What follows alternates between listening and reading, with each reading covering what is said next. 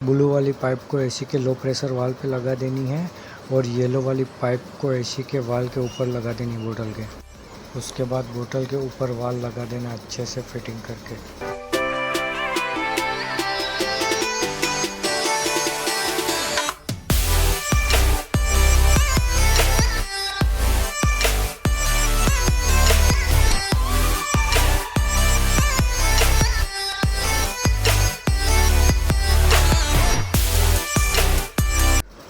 फिर बोतल वाले वाल्व को अच्छे से टाइट कर लेना है ताकि छेद हो जाए बोतल में।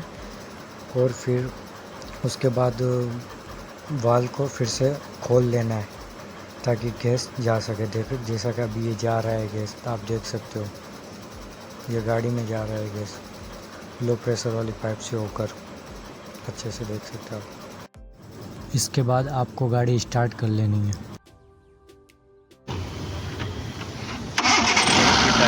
ये तो वानो नहीं तो एसी चालू कर। इसके बाद कंडेंसर में थोड़ा सा पानी डाल देना।